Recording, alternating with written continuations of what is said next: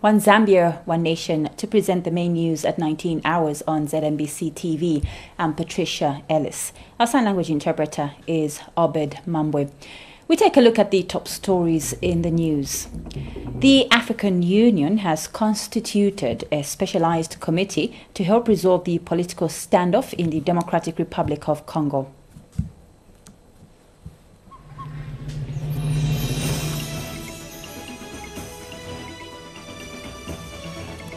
President Edgar Lungu has urged the three church mother bodies and the Zambia Center for Inter-Party Dialogue to approach the proposed national dialogue with soberness.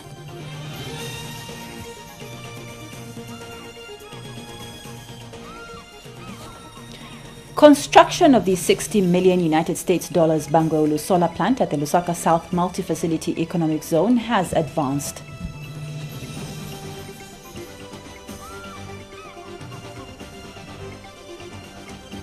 And also coming up in the news, football analyst Luke Mbewe is confident that Zesco and Nkana football clubs will have positive results in the second leg of the second league of the Confederation Games. Thank you so much for joining us, and now the news in detail. The African Union has constituted a specialized committee to be headed by AU chairperson President Paul Kagame that has been tasked to visit the DRC to help resolve the political standoff in the aftermath of the December 30 presidential poll. President Lungu disclosed this to ZNBC News in an interview last night after attending the high-level consultative meeting of heads of state and government that was held in Addis Ababa, Ethiopia. Kennedy Walia has details in this report. The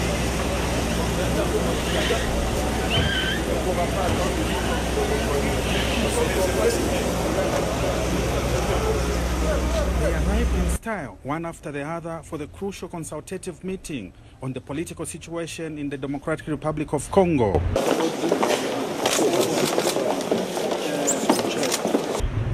The African Union leadership wants a timely remedy to the political standoff in the DRC following a disputed presidential election. And it occurred to us during those consultations that if we met as we are here, we probably could find some common way of understanding what this problem is, and therefore that would give us the possibility of being useful and supportive of a resolution.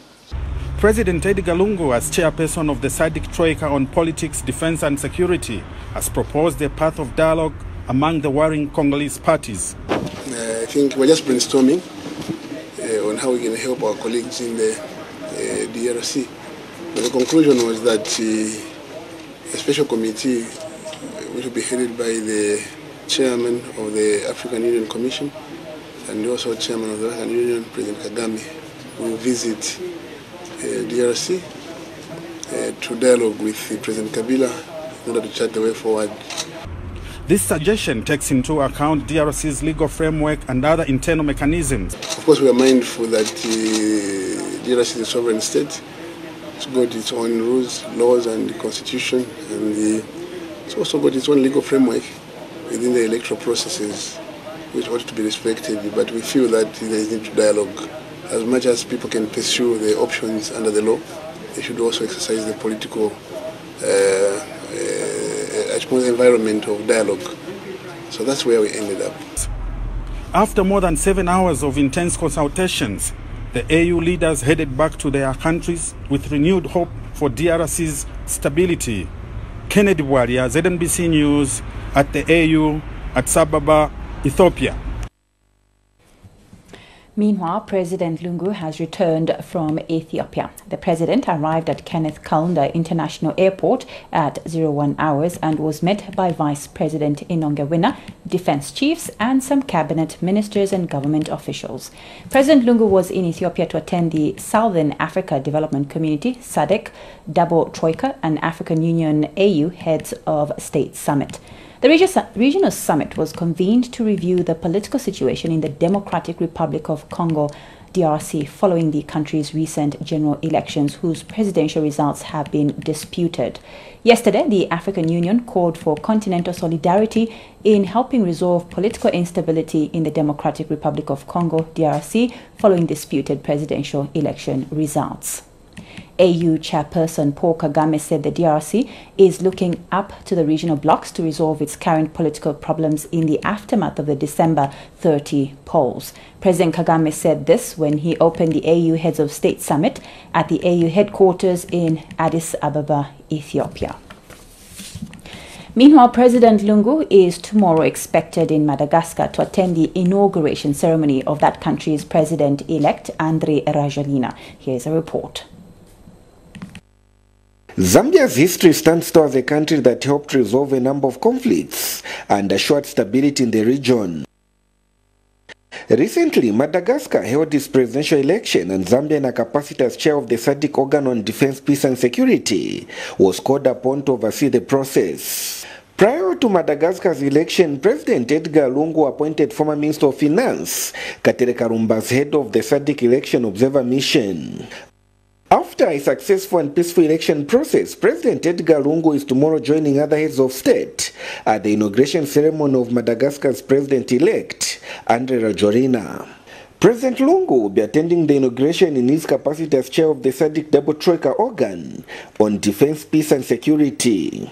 President Edgar Lungu will be in Antananarivo, Madagascar on Saturday to attend to the inauguration of the newly elected president, His Excellency Andry Rajoelina. You are aware that in his capacity as SADC chairperson for the organ on politics, defense and security cooperation, President Lungu has personally been involved in the process in Madagascar.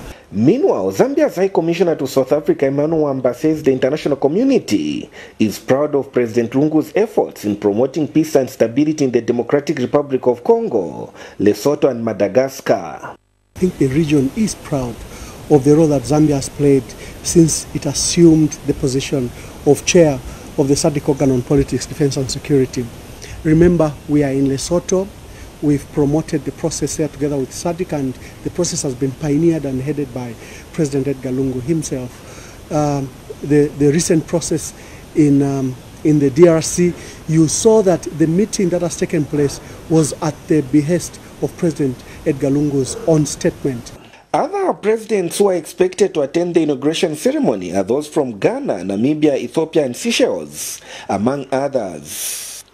Andry Rajoelina won the election with 55.6% majority, beating his rival, the former president of Madagascar, Marc Ravalomanana. Hector Simfukwe, ZNBC News, Antananarivo, Madagascar. And President Lungu has urged the three church mother bodies and the Zambia Center for Interparty Dialogue to approach the proposed national dialogue with soberness. President Lungu says the two bodies should resolve their differences and give national dialogue a chance. He has emphasized that the national dialogue should not be dependent on one person and that there should be no winners or losers in the process. President Lungu says the unresolved issues between the church and ZCID should be addressed quickly. The head of state has reaffirmed his commitment to a dialogue process that is all-inclusive without leaving anyone behind. President Lungu, however, observes with regret that there appears to be some stakeholders that are not genuinely committed to the cause and want the dialogue to flop. The president was speaking in an interview with ZNBC News in Addis Ababa, Ethiopia, after attending the African Union high-level heads of state and government consultative meeting on the tense political situation in the Democratic Republic of Congo. I think the national dialogue does not depend on one person. It depends on all of us. It's a collective effort.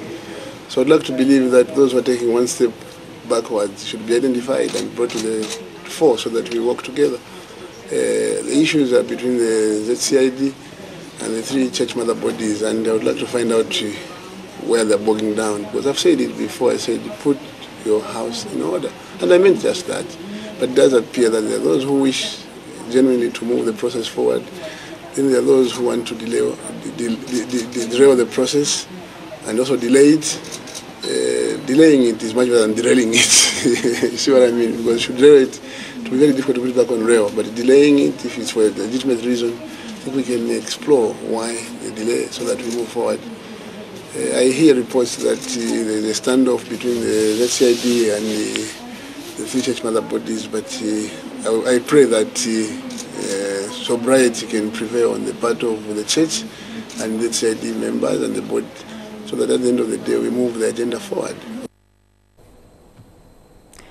Meanwhile, the three church mother bodies facilitating the dialogue process have launched the National Dialogue and Reconciliation process with a call for Zambians to stay away from tribalism. Speaking during the launch, Zambia Conference of Catholic Bishops ZCCB President Bishop George Lungu said tribalism is one of the vices that has contributed to recent political tension in the country. Meanwhile, the launch has been received with mixed feelings among opposition political party leaders. United Prosperous for Peaceful Zambia UPPZ President Charles Chanda said the event was not a genuine start of the long-awaited dialogue process. And UPND leader Hakainde Hichilema said the launch of the National Dialogue and Reconciliation process is a sign of good things to come. This launch today is a call for all the Zambian people to adopt the spirit of humility as we go about our dialogue, in order to bring about a new reality of a united, reconciled, peaceful, one Zambia, one nation. Thirdly, reconciliation presupposes dialogue. And the peaceful way is the only way. Violence is unacceptable. Those who believe violence is a tool to oppression, to suppress others, we say no to it. Thank you. So that's what we want to work on. And the church must be over everybody if they are going to do. If you leave out some people and then you still go ahead, then the process has not yet started. So basically, the dialogue and reconciliation has not yet started. This was a church service and I had to attend. But a political scientist, Chris Zimba, says the three church mother bodies have failed Zambians and the Zambia Center for Inter-Party Dialogue, ZCID. Mr. Zambia said ZCID and Zambians had full confidence and trust in the church to spearhead and facilitate the national dialogue because of the successful dialogue the country has held under the church. He says it is unfortunate that the church could not agree with the agenda and composition of the dialogue, noting that the ZCID has held successful political engagement, citing the conference which was held in Siavonga last year. And in a separate interview, PF Ndola Central Member of Parliament Emmanuel Mlenga said the dialogue process should be respected and not be used as a platform to disrespect national leadership. We are aware that people want to use it as a platform to cause confusion and disrespect our head of state, the President of the Republic of Zambia, who has been voted into office by the Zambian people. He has been put in that office by the Zambian people. So other people want to use this platform to disgrace him and to bring confusion and to smear him with mud so that people can actually look at it as if he's the one bringing confusion or doesn't want the dialogue. So the church should be cautious of that and make sure that everyone is brought on board with the dignity which they deserve. We go for our first commercial break, but when we come back, we have more news yet to come. Do stay tuned. We continue with the news. The Patriotic Front PF in Sesheke says it will not depart from selling the party manifesto because it is focused on pro-poor policies and improving the lives of the people in the area. PF Southern Province Chairperson Lawrence Evans says the PF, unlike other political parties, will concentrate on selling the manifesto rather than on pointing out what other parties are not doing right. Mr. Evans says his party is confident of scooping the seat because it is mandated to addressing the challenges of the people.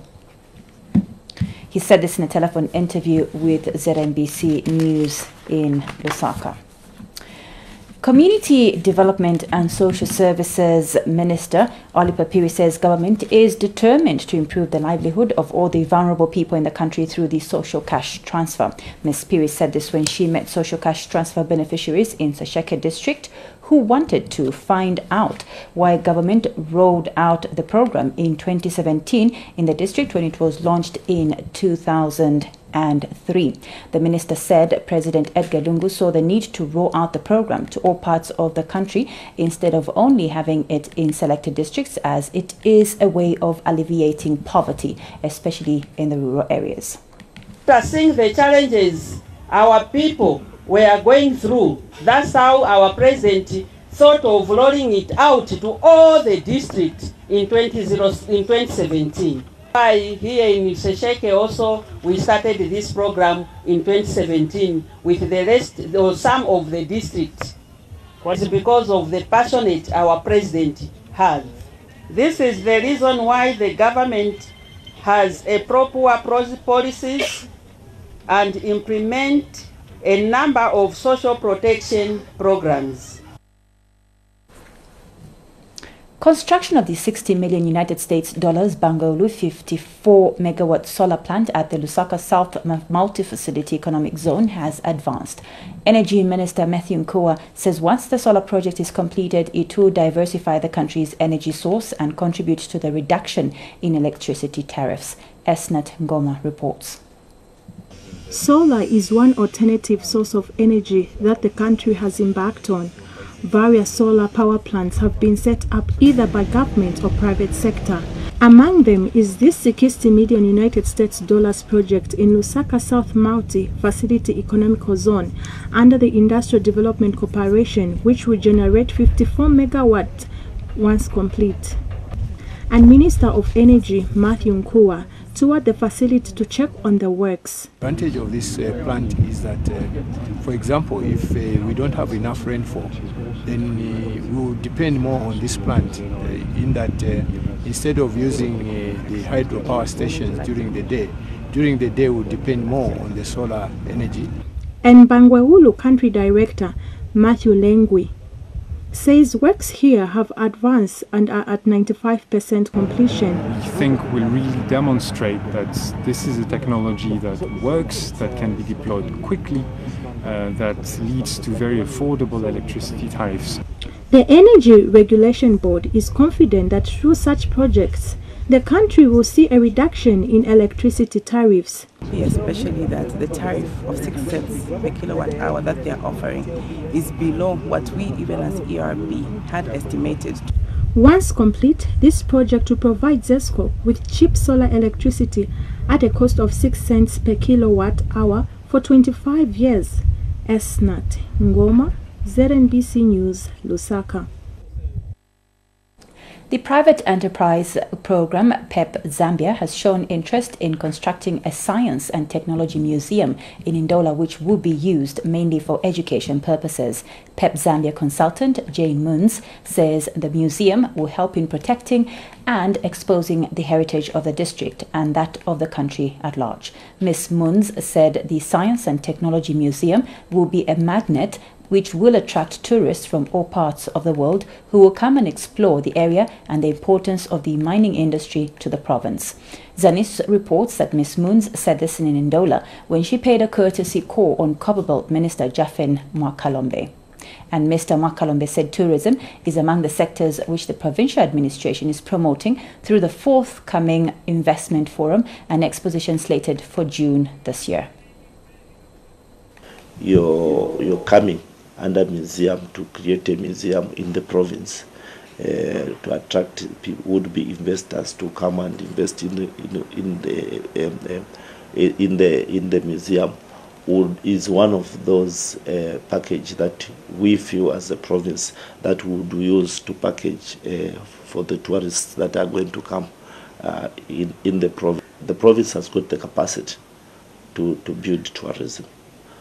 Because, as you know, would want to package. Also, we would also want to include the mining tourism. But the museum has worked very hard to create a vision for a bigger museum just outside the city centre, which would be a museum of science and technology, which would capture and protect the heritage of the area with focus on the mining sector and the impact of the mining sector.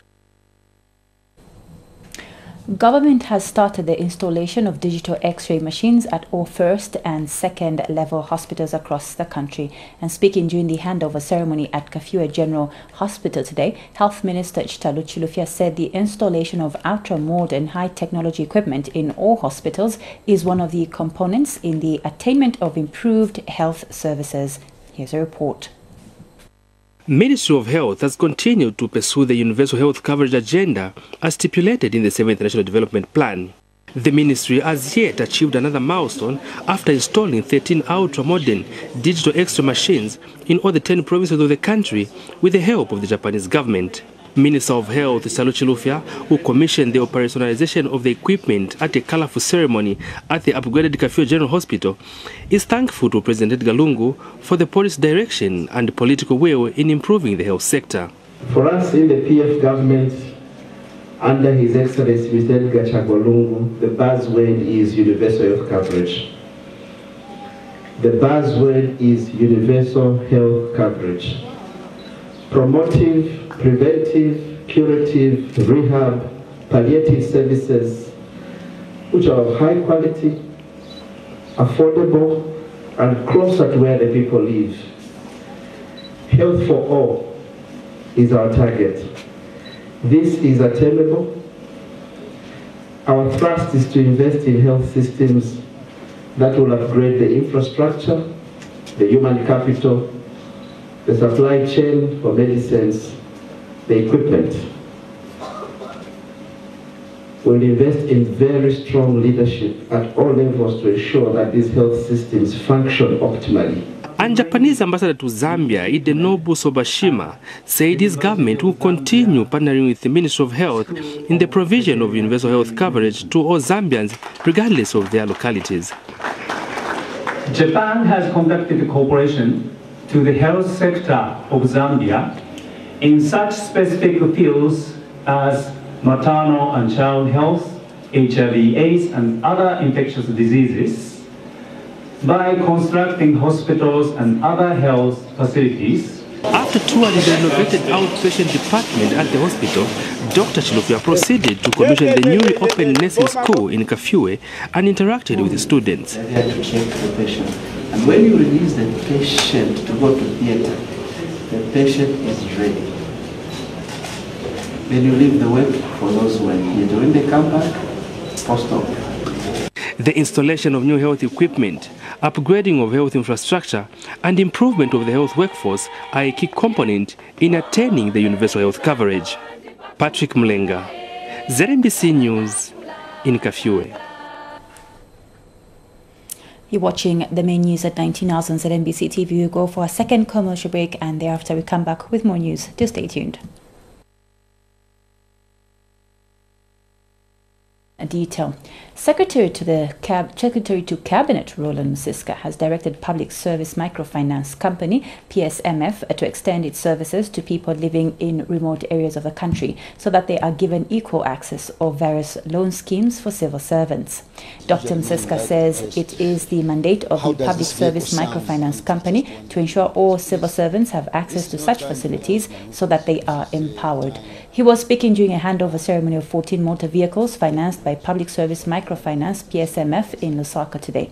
Speaking at the same event, Public Service Microfinance PSMF Chief Executive Officer Mwanga Mwiko said over 136 million kwacha has so far been spent under the motor vehicle loan scheme. He, however, said over 200 million kwacha has this year been set aside for financing of various loan schemes. Meanwhile, Guardian Motors Limited General Manager Margaret Thompson said the company remains committed to working with PSMF in ensuring that all civil servants have equal access to brand new motor vehicles.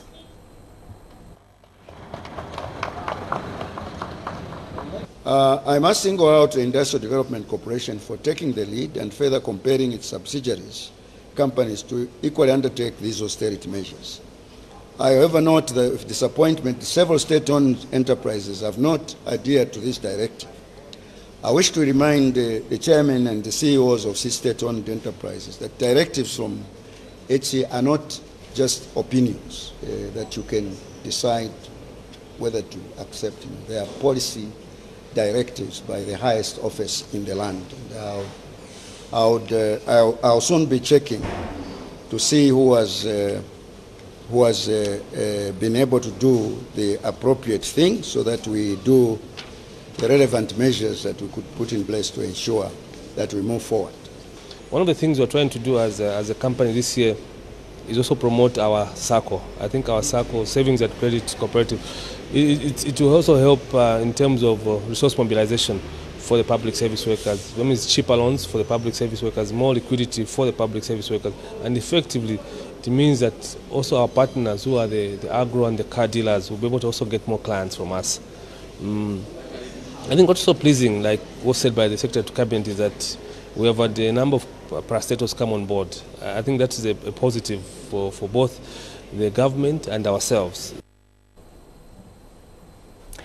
The labour movement in the mining sector says plans by government to audit books of accounts for unions in the country should not cause panic and anxiety among representatives. Both the Mine Workers Union of Zambia, MUZ, and the National Union of Mine Workers and Allied Workers, NUMAL, have welcomed Labour Minister Joyce Simukoko's remarks that government will soon audit all unions. And MUZ General Secretary George Mumba said unions have an obligation to ensure that they submit annual returns on a timely basis. Meanwhile, NUMAL President James Chansa notes that financial audits of the books of accounts of unions will help instill confidence in the members. We welcome the move because I think the only best thing we can advise is that it's a legal requirement that every year you have to submit the annual audited reports.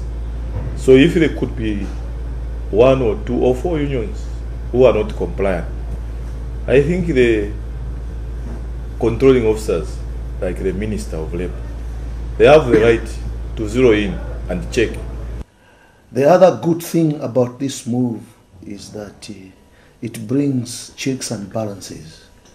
When you hold a position like this, you must always remember that if you abuse the funds, you'll be dealt with severely. And because of that, you always be careful.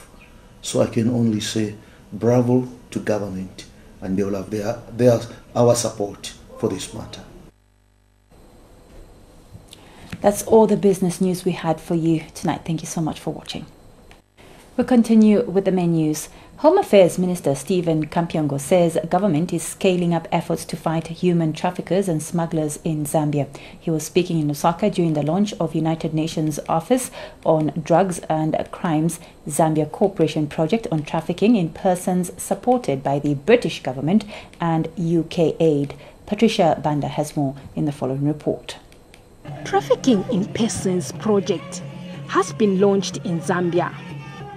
The United Nations Office on Drugs and Crime, working with government, aims to address human trafficking in Zambia through this initiative. I told you, just deliver drugs to my friend. What did you do? The Immigration Department, Director of Public Prosecution's Office, the Zambia Police are among stakeholders in support of the project. Government has reaffirmed its commitment to fight human trafficking. Zambia, like we have told before by the area presenters, is among the first SADC member states to enact a standalone legislation on trafficking in persons. That is the Anti-Human Trafficking Act number 11 of 2008. The British government and the UK aid are backing the project. Today there is recognition that human trafficking goes on in different forms almost everywhere in the world, including my own country, the UK. The United Nations resident coordinator, Janet Rogan, is worried about the welfare of women, girls and boys that are trafficked. Buying and selling women and girls, men and boys, or their services, and taking them to some distant place, often against their will, to do work which is often degrading, to which they may not willingly consent. With this new program, we have the opportunity to scale up and strengthen our work in Zambia to support victim-centered approach in addressing human trafficking. Patricia Banda, ZNBC News, Lusaka. We'll go for our final commercial break and stay tuned for sports news coming up after that. To end the news, a recap on the top stories. The African Union has constituted a specialized committee to help resolve the political standoff in the Democratic Republic of Congo, DRC. President Edgar Lungu has urged the three church mother bodies and the Zambia Center for Inter-Party Dialogue to approach the proposed national dialogue with soberness. Construction of the $60 million United States Bangoelu solar plant at the Lusaka South Multi-Facility Economic Zone has advanced. Finally, in the news, football analyst Luke Mbewe is confident that Zesco and Nkana football clubs will have positive results in the second League of Confederation Games. That ends the news at 19. Thank you so much for watching. I'm Patricia Ellis. Do join me for another news broadcast at 22 hours. Bye-bye for now.